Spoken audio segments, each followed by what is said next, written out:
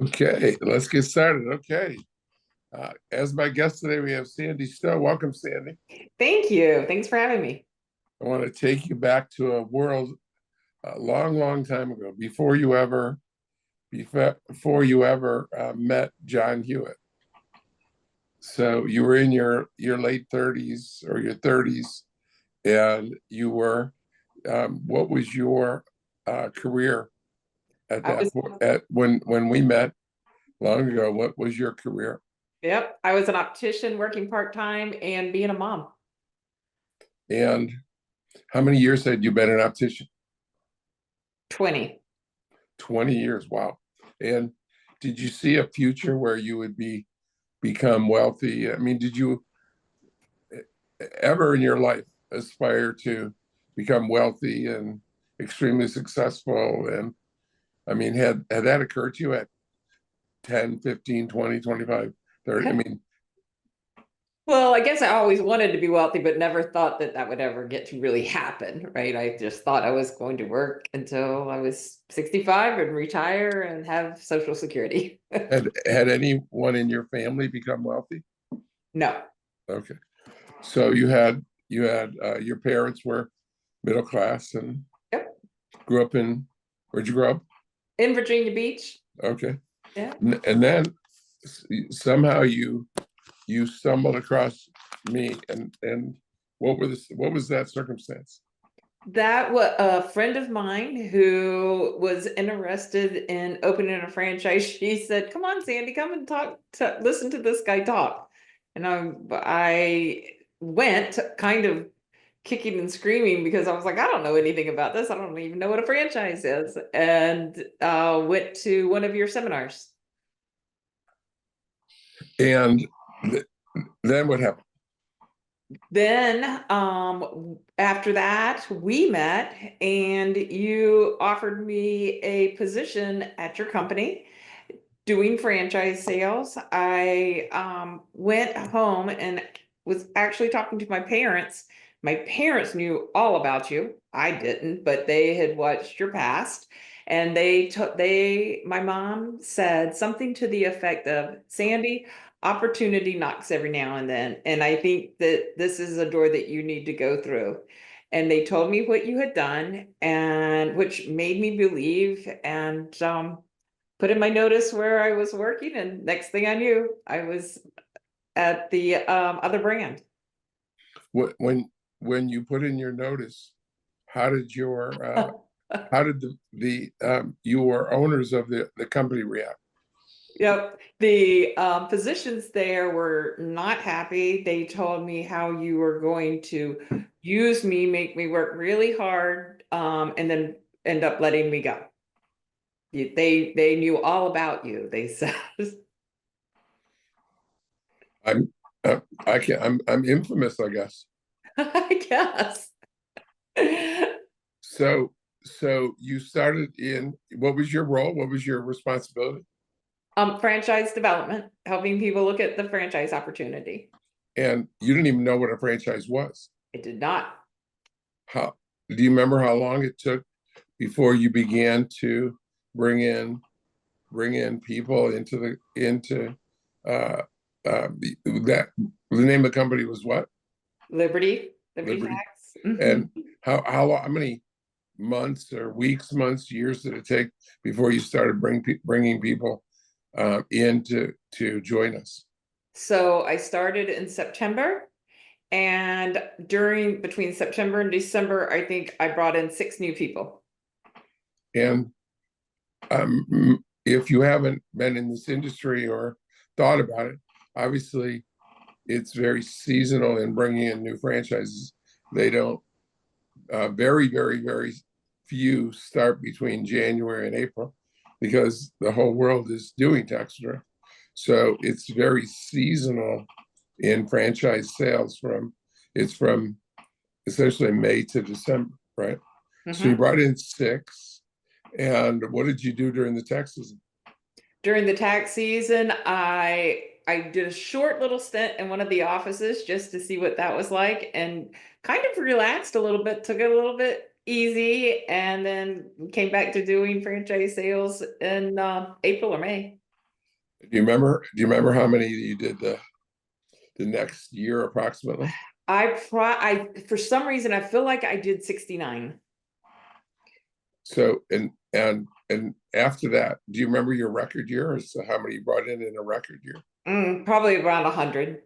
So um and so over the years you brought in hundreds and hundreds, maybe close to 1,000 Yes. people. You and uh so but at some point you decided you wanted to do more than just franchise development, right? Yes. How long had you been with Liberty until you said decided, well, maybe I should be a franchise? How long Hmm. was that? That was about a year. Okay. Yeah, it was about a year when I decided I was just talking about this the other day. We had our national convention, and many of the people that I helped bring in came up and hugged me and thanked me, which I was just flabbergasted for helping change their lives. And that got me thinking. It was such a wonderful feeling, and then got me thinking, okay, wait a minute. These people are thanking me because of changing their lives. I need to do this for myself. And that's when I went to you. The How many people, when you bought a pair of glasses, sold them a pair of glasses, hugged you and thanked you for changing their life? They didn't. So it was a novel feeling. It was. It was an awesome, awesome feeling. And so you came into you came into and what did you say to me? Do you remember the conversation? Yes, I remember telling you that I wanted to have my own. I think I want to be, I believe I said, I think I want to be own one of these. Everybody else is doing it or something to that effect. And I remember your answer saying, okay, let me think about it. So as I recall, you had zero tax experience. You'd Correct. never done a tax return, Still haven't. right? And you had so you never operated a tax office, Correct. and yeah, and you didn't know where you should open. Correct. And we were talking about we have two kinds of franchises. Do you want to tell people the difference between a unit franchise and a area representative franchise? What's the difference in the type of franchisee that you become? Sure. So the unit is going to operate the location. They're going to do tax returns in there. And then the area rep or area developer, different people call it different names, they buy a larger area. So I actually ended up purchasing Las Vegas, or Clark County was my first one. And in that, you help grow the area and you help support the franchisees. So it's the difference in the words that you told me when you were explaining it to me is the difference between the football player and the coach, right? There's the players, which would be our franchisees, and the coaches, which are our area developers. And the job of an area developer isn't to know everything, but to get every answer. Yes, Make to make that's sure that the coaches are rarely as talented as the players at playing football. So they can't know how to do everything exactly, but they need to get the answers, right? Mhm. They need to get the answers to the best practices. And so I remember recommending a guy out of Phoenix who remember who he was, I do, Jeff Knapp.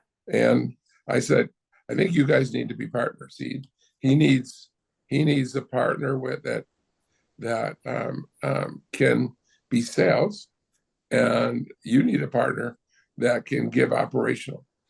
And so I suggested you become partners. And then what happened? So I went back and I called Jeff and I said, hey, I know you don't know me, but I know of you. And John thought that you and I need to talk about possibly becoming a partnership in an area development area. And he said, okay, Sandy, he said, let me call you back. And it kind of was a little bit of a letdown at that minute, but come to find out there was a death in the family. So within 2 or 3 days, though, he called me back. He said, sorry. He said, okay, let's talk. And we talked on the telephone a few times. We signed our franchise agreement and did not meet in person until like 5 months later. We met actually at our national convention for the first time. It was kind of like a And, long blind, a blind marriage. and you were living in Virginia Beach. Where did Greg live? Jeff was in Jeff, Arizona. uh, so so that was a long distance partnership. Yep. It was great. And so you started off and you acquired, where'd you acquire? Las Vegas. And do you remember how many total territories there were approximately? I believe there were like 40 territories, something like that. And how many existing offices there were? I believe there were 3. So there were 3 offices. So you had 37 territories that were available to sell and to bring in, to develop, bring in new franchisees. So then from the time you began developing it until you sold it, how many offices did Vegas grow to? Yeah, so it ended up having about 37 offices. Awesome. By the time I sold it, it was good. So at some point, Jeff had at some point you decided to expand. Yes. So just a few years later, Jeff reaches out and says, hey, Sandy, I know you weren't really thinking about expanding, but I really want to do some more. My kids are younger. I'm still eager to grow. And came back to you, and I told you what Jeff said, and you said, great, let me think about it again. And you came back, and we didn't have the money. We were looking at, you recommended us going into a small area that we could afford ourselves, or a big area and getting an investor. And when I said that to Jeff, of course, Jeff says, let's go big. We ended up bringing in an investor and bought the Dallas area. So I'm not sure we were clear earlier, but Jeff at the time was a unit franchise for Liberty in Phoenix. So he was doing both things. You were doing 2 things. You were an area representative and franchise development, and then you brought in a partner and developed Dallas. When do you remember how many territories you acquired in the Dallas Fort Worth market? I don't remember. I don't know. It's probably 80, something like that. 80. So that was only part of the market. Correct. Correct. And then, do you remember how many franchise existing units there were when you acquired it? Just a couple. And again, when you grew it out, do you remember how many there were? About 50. So combined, you guys grew to about combined 50 and 37, somewhere near 90 franchise locations. Yes. For the company. And I guess how did that investment turn out financially? So I retired. Okay. It was very good. At what age? I retired. I was 57. So then somehow you're back to work again. So what happened that so you retired, you have enough money, you don't need to work anymore. And then somehow you came back to work. Yeah, my phone rang and there was a familiar voice on the other end and said, let's chat. And you and I met again. And I actually, I was looking for something to do with my daughter. She wanted to open up a franchise, and we looked at a few different franchises before this happened. Do you And remember what you looked at? Oh yeah, we looked at Amazon Prime getting the delivery, but this area was taken. We got really serious about a tree removal business, but when Katie found out that she had to be on the job at 6:30, Katie, my daughter is 25 at that time, that she wasn't going to be anywhere at 6:30 in the morning. So we came home from Philadelphia after that, and it wasn't that long. I mean, things happen for a reason. And it wasn't that long after that that you and I met, and you told me about this company you were considering acquiring. And and how did the conversation ensue? Between you and I, it was, I said, you offered me the CEO position, and I said, I don't know that I have the skill set for that. And you said, Sandy, you had almost 90 offices at Liberty and there's only 2 franchisees here. You can do this. And you said, and you have me to help you, that'll be standing behind you to coach you. And then I went to my daughter and told her about it, and my daughter and her now husband jumped all over it. They got really, really excited about the opportunity with Zoomin Groomin. So now your daughter's 25, 26, looking for a franchise. And so what happened first? Did you become CEO of Zoomin Groomin, or did she acquire the franchise first, or could have been the very same day? It, it was, I was the CEO first, but we did it at the same time. So it could have happened either way. Yeah. It was just material. We should have passed over. One of my favorite stories is the doctors. A little anecdotal story. The doctors remember years later at Liberty Tax that one of the doctors that told you what an evil person I was, their son was it their son or daughter came to work for us Their son. at Liberty Tax. I don't what that was funny that I was tickled pink, probably tickled pink for forever that these guys were undermining me, and then their child comes and works for me. And another one of them came and listened to your seminar. Did they? The child or the doctor? The doctor. Awesome. So you started with 2 franchises. Can you tell me about, and that was what year? January 2021. Okay. COVID Central. Oh yeah.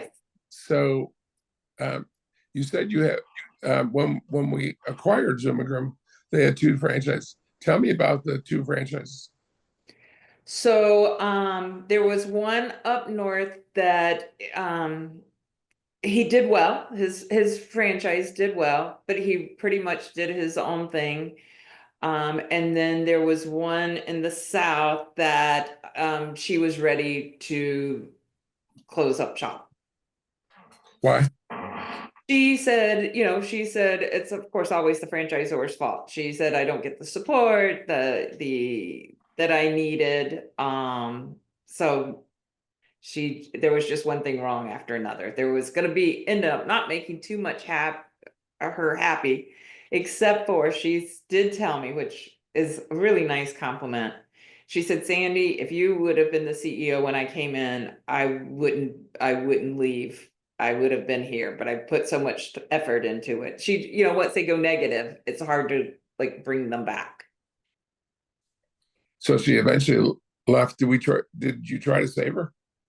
I tried to save her, but I knew that it wasn't going to. So I ended up helping her get out and get some money for it and sell her franchise for her. So we're still friends on Facebook. She texts me here and there. I mean, it's still a nice relationship. So when did we sell? So you became CEO in January. Mm-hmm. And then when do we get our first franchise van delivered? Our first new franchise? August of 2021. And where was that? Here in Virginia Beach. And when she opened, how well did she do? Before she had her van, she was booked out 2 or 3 weeks solid before she even got her van, and she's never looked back. And this is a 27-year-old kid. Yep. And and how much money did she spend in advertising to be booked 3 weeks in advance? $600. They didn't have very much money then. So they started with one van in 2018, and then do you remember? Do you remember 12 months later how many vans there were? Yeah, so in the country? 2021, Okay. August of 2021. Right. And 12 months later, I think she was getting her third van right around the 12-month time. But how many vans did we have in the whole country? Oh, probably 20, maybe. I think if we check 12 months from August, I think it was 14. Okay. Okay. So I might that have makes taken sense. it to the end of the year. Right. Okay. When you're growing quickly, and you grow what, monthly and then weekly and then daily. It's Yes, hard to keep track of it going back. is. Right. So in 12 months, we had 14, and then 12 months later, do you remember? So that would be August of 22. In August of 23, do you remember how many we had? I would guess. I mean, I know how many we have today, but so You filled out that. I'll give you a reminder, maybe if you can remember. You filled out that entrepreneur form, and that was July to July. Do you remember okay. what you wrote on last July on that entrepreneur? Was it application?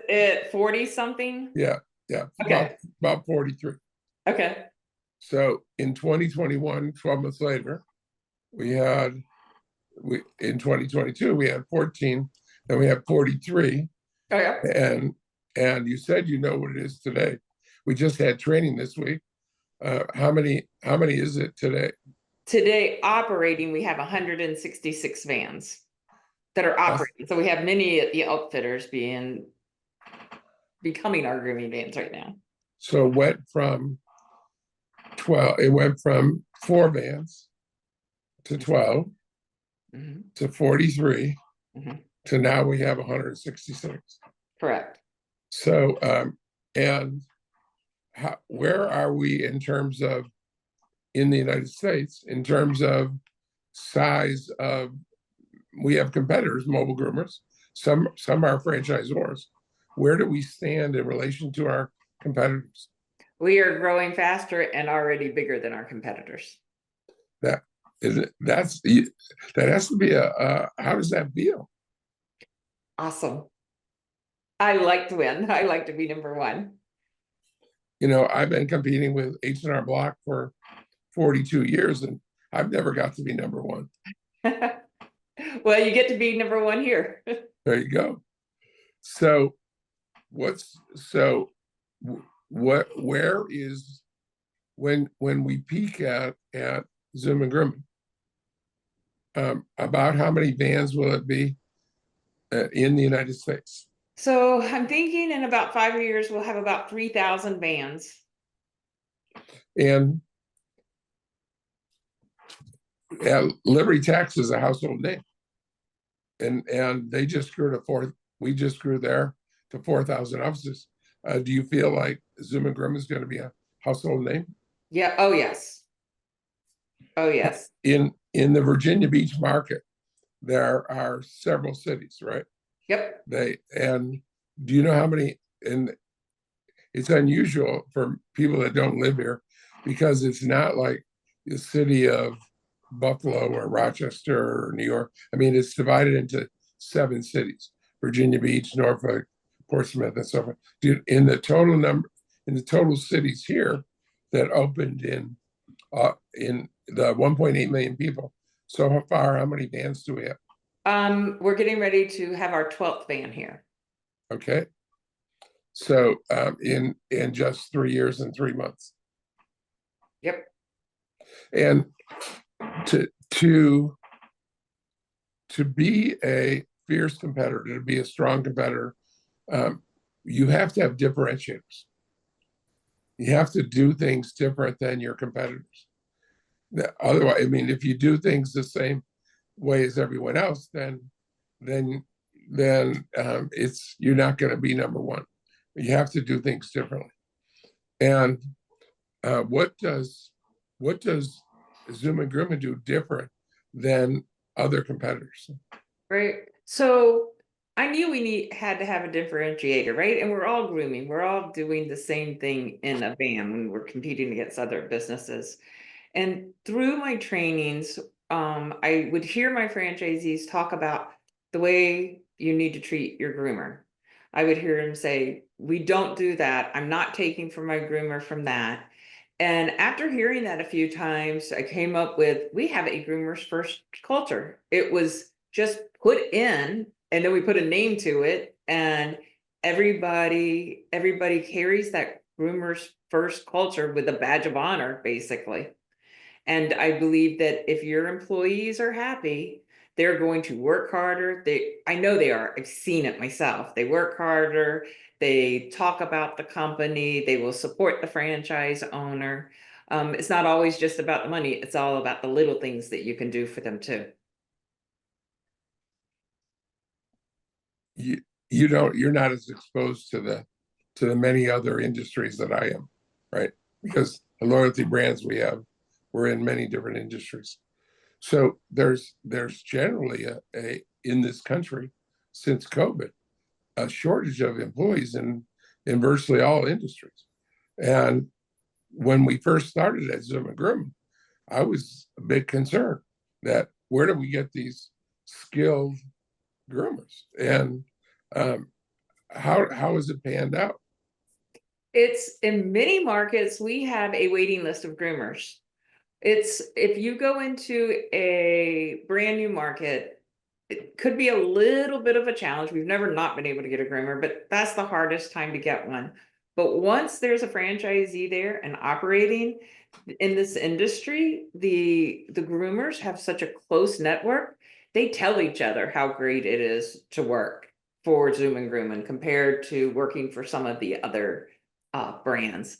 We had, for example, we had one groomer just leave another franchise to come over for us because the franchisee made them drive like 30 minutes or so in between each customer. And we don't do that because we know the groomers need to make money. They need to keep their schedule tight. That driving time small.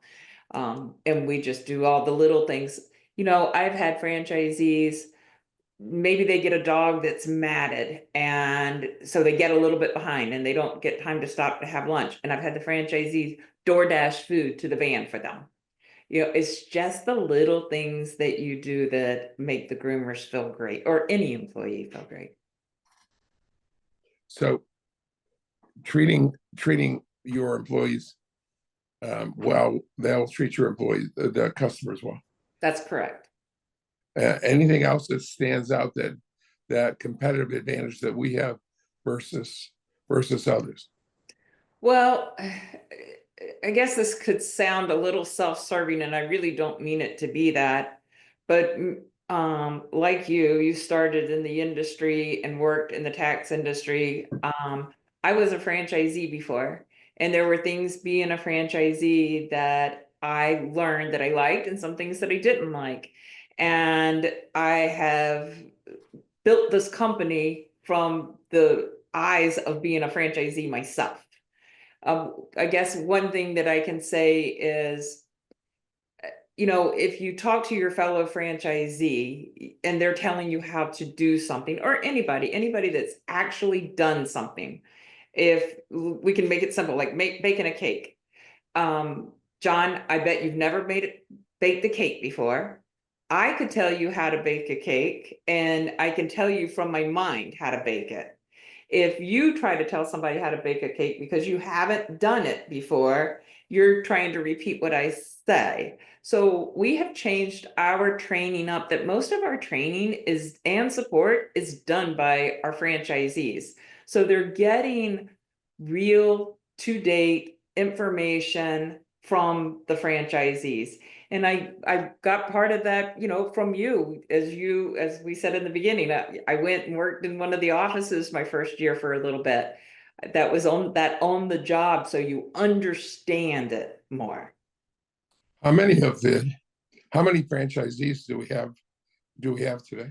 Approximately. 134 franchisees today. And how many of them were ever fully self-employed and without a job, without a W-2 job, out of the 134? A couple. So these people need mentoring. Yes. And let's start out with the mentors they get when they join us. Mm-hmm. And I'll talk about myself quickly and remind you that I was with H&R Block in 1969 when they had 3,000 offices and saw them grow to 9,000 offices. So I was part of that explosive growth.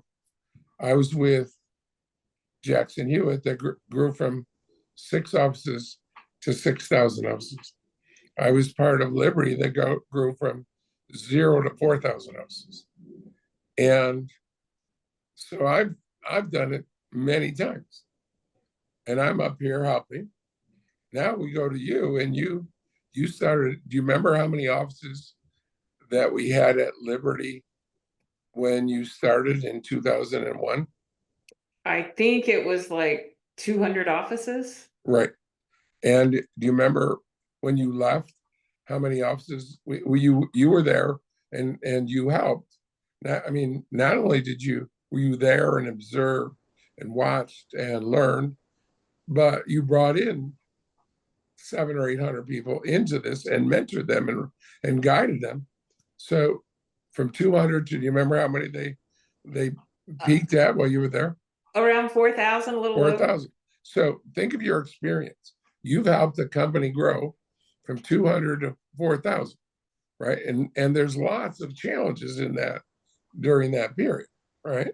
Yep. And so now you got me and you got you, and who else do you have on the team? So I have some of our top franchisees. Well, before you go into franchisees, let's start with the team, on the corporate team. Yep. So on the corporate team, we have Faith, who is our VP of operations. And what's her experience? She started with Liberty with you before I started. I think she was 18 years old, maybe. She started when we only had 35 offices. Okay. Yep. And helped grow to 4,000. That's right. So you got me, you, Faith. Yep. Who else? We have Ashley, who was also over at Liberty, and I think she was there for 10 years or something like that. More. She was probably 15. 15, okay. Yeah. And so what about employees? Yep. Oh, well, we had Julie, who I'm sorry. I meant franchisees, but go ahead. Okay, yeah. So Julie, who was with another franchise organization. So our experience on our corporate team is quite a bit of franchising. If you just add up you and Faith and Ashley and Julie, I mean, that's like 75 years of franchise experience, almost as many as I have combined. So all the 4 of us can make you. Right, there you go. So, and then talk about the experience of the best franchisees. Yep. So of course I came into Zoomin Groomin with no experience in this industry. My daughter started, and along with Donna, with the founder, we did the rebranding, and I started relying on her because franchisees started asking me questions, and she started, so she came on. So we call our franchisees Z's, we call them Z. So we have new Z support.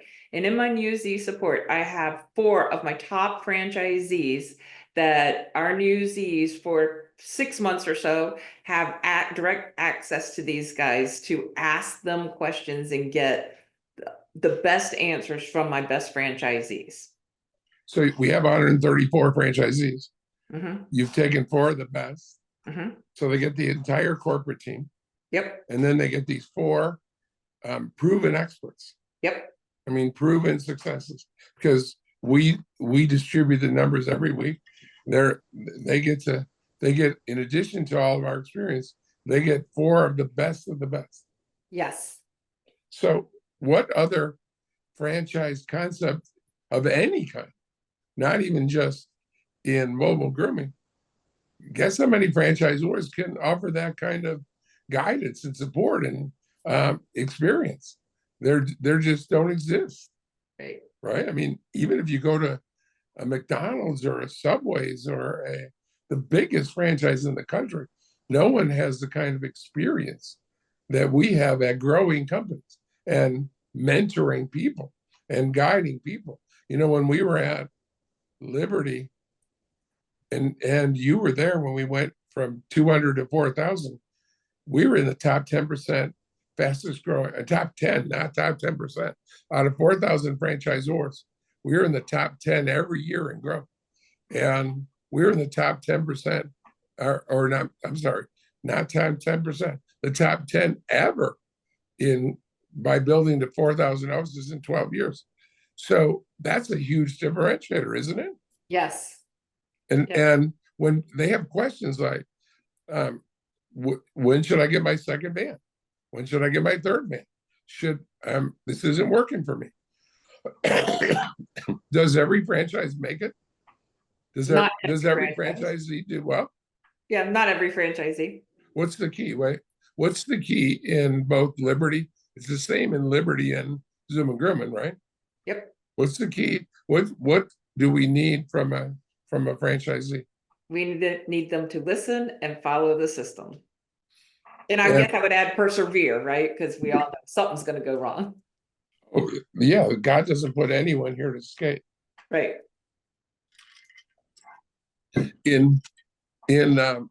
Think back to, you were at Liberty longer than Zoomin Groomin. Yes. What was the best invention anyone that you saw anyone created to change the system at Liberty Tech? The best invention to change the system. There wasn't. Yeah. Right? Yeah. There were franchisees contribute stuff. Yes. You know, one of the things that I really was that I don't know if you know the story, but we charge more at Liberty than H&R Block, and franchisees came up with the phrase "charge more and be worth it."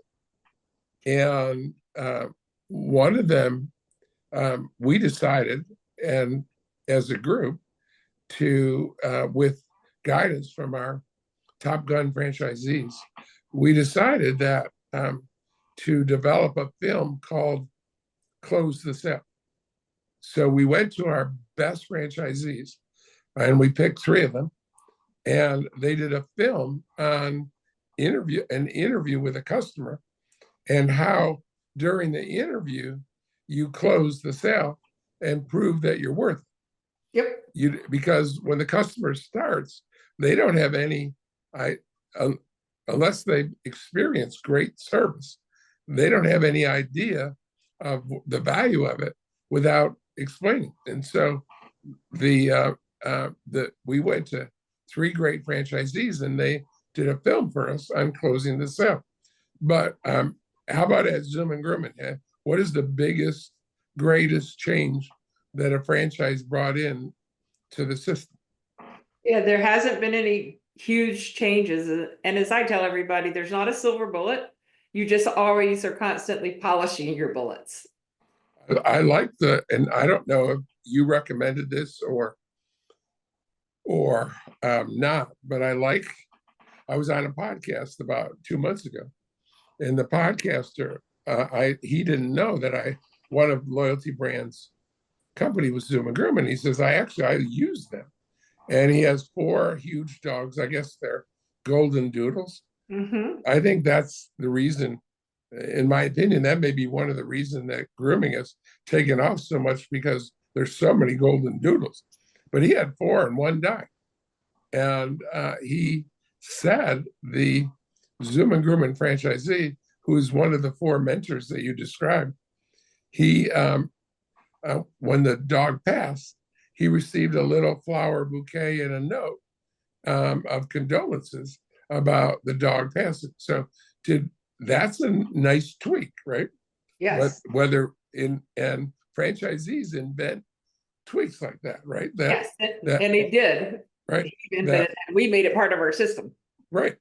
So they suggest little things, but the key to a great franchisee is follow the system and do it with passion, do it with great attitude, and do it with perseverance. Absolutely. So, wow, a great journey for the last 23 years. It's been fun. And if someone's thinking about joining us and they ask their bosses whether they should join, and their boss said, "Don't do it," and they'll what? How do you? It was fortunate that you had your parents that guided you in the right direction. Do you think, looking back, if your parents hadn't been so supportive, do you think you could have pulled the trigger? Probably not. And Probably not. and your friend that came in with you, that brought you in, did she eventually come join us at Liberty Tax? She did.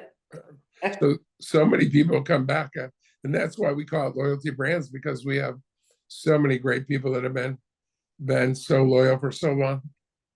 Yeah. Any last word of advice for a potential franchisee? I would say, if you feel it and you talk to the franchisor and you feel like it's good, jump, take the risk if it makes sense for you. And it's having the opportunities and being able to be self-employed. It's awesome. I know it's not for everybody, but it's awesome. It's fun. It comes with headaches, but I wouldn't want it any other way than the way I have it. God works in strange ways, and I mean, and looking back, if you hadn't met me, do you think you would be where you are today? Oh, absolutely not. So you have to be on the lookout, right? That's right. Like one of your parents told you, right? That a window opens, Sandy, and I think you need to jump through that window. Yep. And you believe what your parents say too, right? So, and you need to get out and talk to other people that have owned businesses to find out pros and cons about it. I didn't. I just said my parents said do it, so I did it, and it was one of the best things that's happened to me. The best in my professional life, and one of the best just in my life. Well, thank you, Sandy. Appreciate it, John. Thank you. Have a great day, everyone. Thanks Bye-bye. for joining us.